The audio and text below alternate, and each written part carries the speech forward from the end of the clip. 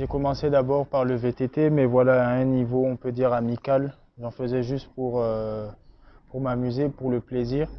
Voilà, après, au fur et à mesure, forcément, quand on en fait tous les jours, voilà, les performances s'améliorent. Et après, au fur et à mesure, j'ai vu que voilà, je pouvais en faire assez bien. Ensuite, j'ai eu celui aurait été en fait, mon premier coach qui m'a proposé au fait, de me prêter son vélo de route pour que j'essaye voilà, une autre discipline à deux roues. Donc voilà, j'ai essayé le vélo de route lors d'un entraînement en fait, d'équipe avec l'AS SIFA. Et voilà, la détection en fait, elle s'est faite comme ça. Je me suis joint à eux pour l'entraînement. Ensuite, à la fin de l'entraînement, ils m'ont proposé voilà, d'intégrer leur club et voilà, j'ai eu à signer ma première licence à la SIFA en 2017, début 2017.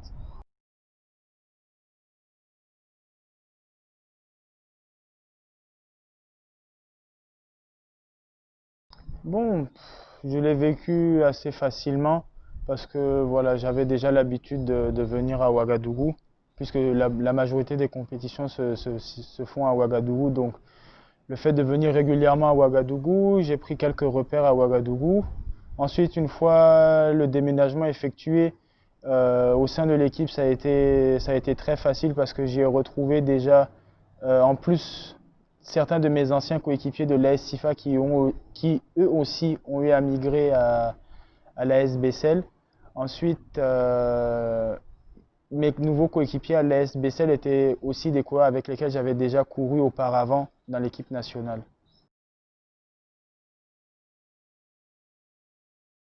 Bon, ils m'ont tout simplement abordé, ils m'ont contacté, ils m'ont demandé voilà, si j'étais intéressé par leur offre de signer dans leur équipe et ainsi venir à Ouaga. Ça s'est fait au fait très facilement en fin de saison, au fait assez banalement, hein. Ils sont venus, ils m'ont abordé, ils m'ont dit que voilà, j'avais un profil qui leur correspondait et qui voudrait bien que voilà, j'intègre leur équipe. Oui, pas vraiment parce que bon, j'étais dans une situation assez difficile à la SIFA. Après la mort de notre président, on s'est retrouvés un petit peu comme des orphelins. Parce que voilà, vous savez, le cyclisme ici, en général, ce ne sont pas comme en Europe des grandes entreprises ou plusieurs grandes entreprises qui vous financent. En général, c'est une seule personne qui est généralement, voilà, qui possède une certaine fortune, qui vous vient en aide. Donc voilà, une fois que cette personne est partie, il n'y avait pas vraiment d'autres personnes qui l'épaulaient à ses côtés. Donc voilà, on s'est retrouvés un peu seuls. J'avais toujours la sélection nationale pour me permettre de me maintenir au niveau, mais sinon c'était vraiment compliqué de s'en sortir sans pouvoir prendre soin de mon matériel parce que ça coûte un certain prix, j'avais pas de salaire, donc bon, c'était assez compliqué, donc j'ai accepté assez facilement l'offre.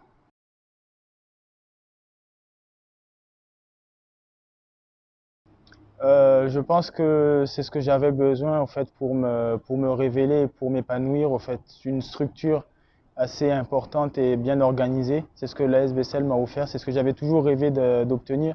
Et c'est ce à quoi on travaillait au fait quand on était à la SIFA avant que le président ne décède malheureusement. Ici, au fait, le relief du pays fait que il faut être forcément un sprinter pour pouvoir s'imposer ici ou à défaut un très bon rouleur. Donc, à la SIFA, j'avais pas vraiment de coéquipier qui pouvait m'épauler pour le sprint ou bien m'aider à aller récupérer les échappées.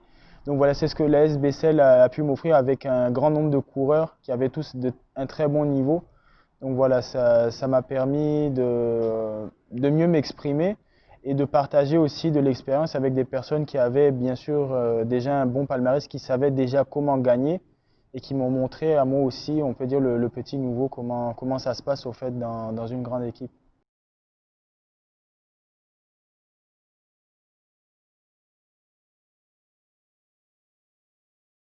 De façon générale, je trouve quand même que le niveau du cyclisme burkinabé a nettement augmenté. Je le sais parce que moi, j'ai toujours été très rigoureux dans mes reports de statistiques. Je fais toujours très attention à mes statistiques. Et j'ai remarqué que depuis que j'ai commencé, forcément, mes statistiques ont nettement augmenté. Mais ce n'a pas été pour autant plus facile pour moi de gagner.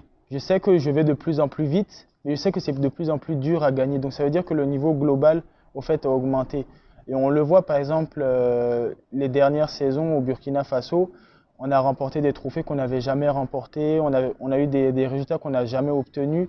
Au fur et à mesure, on commence voilà, à gravir des échelons. Je pense qu'il y a une certaine motivation de la part de l'ensemble des coureurs burkinabés parce que voilà, avec moi, Bassirou et puis toute la nouvelle génération, voilà, ça motive aussi tout le monde à, voilà, à donner le meilleur de soi-même sur tous les plans. Les ténors n'ont plus la même responsabilité qu'ils avaient avant. Ils sont beaucoup plus relax, beaucoup plus sereins dans leurs activités puisqu'ils ont pour principal objectif de voilà, nous former la nouvelle génération.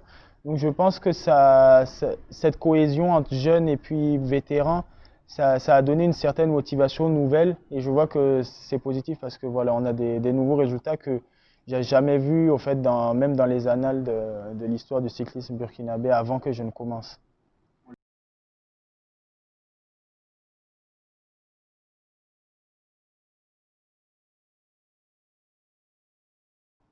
C'était une compétition très très relevée. On avait bien sûr, bah, comme tous les championnats d'Afrique, on a toujours les meilleurs coureurs africains. Donc c'est les premiers qualificatifs pour les championnats du monde. Donc voilà, l'objectif est gros. Il y a le titre de champion d'Afrique au bout. On était assez confiants, on avait très bien préparé parce que le terrain en Éthiopie était vraiment similaire à celui du Burkina Faso, voire même encore plus plat que celui du Burkina Faso. Le circuit fermé, je crois que ça proposait juste 5 mètres de dénivelé. Vraiment, c'était une course de 176 km qu'on a fait à plus de 47 km/h de moyenne, donc c'était très très très dur. Au départ de la course, dire que que je monterais sur le podium, c'était pas une évidence parce que voilà, je voyais des coureurs qui faisaient déjà partie des équipes World Tour de première division mondiale. Donc voilà, la course s'est profilée. Avec Mathias, on était les deux seuls, au fait, on peut dire rescapés parce qu'il y a eu des chutes, des crevaisons et le rythme était aussi insoutenable. Donc vous savez, quand vous crevez pour revenir à ces vitesses-là, c'est quasiment impossible. On était à peu près les deux seuls survivants, en fait, de cette épreuve. Et dans les derniers kilomètres, on a décidé avec Mathias, on s'est mis d'accord pour que Mathias tente au fait de s'échapper du peloton. Il y avait déjà deux personnes devant, donc lui au fait il jouait le podium mais chez les élites. Ça n'a pas fonctionné, il s'est fait reprendre sur la ligne. Au final il termine 10e au général et moi 11e au général. Donc bon voilà, pour moi c'était un peu compliqué. Je pense que je n'avais pas encore la force ni l'expérience pour pouvoir frotter dans ces conditions-là. Mais si ce sera à refaire, je pense que le résultat sera meilleur.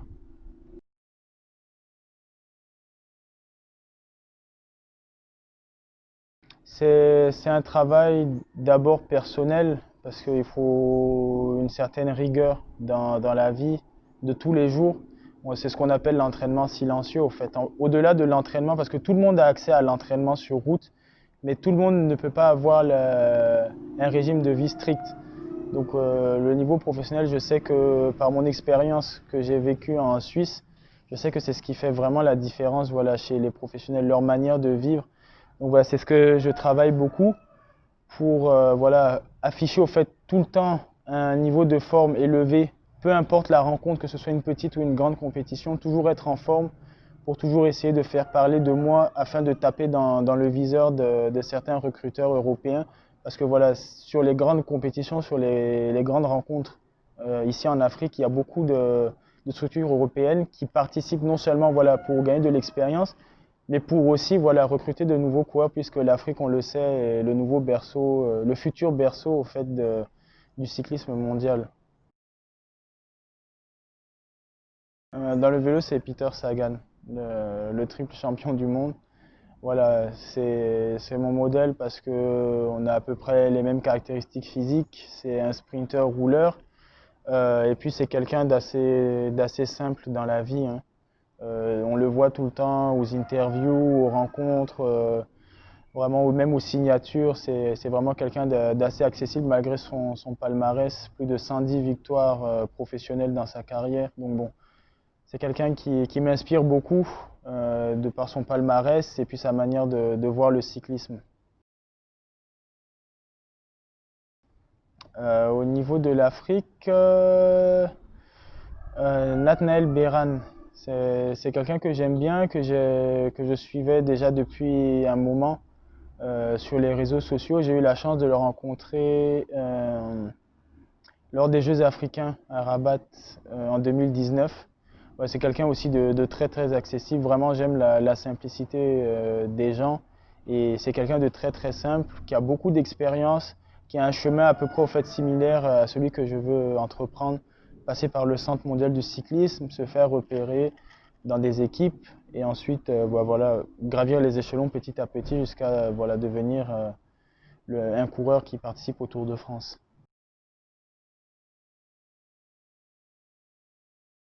Bah, j'espère déjà faire un maximum de victoires sur le plan africain, en fait, ce que à chaque fois j'appelle valider le continent africain.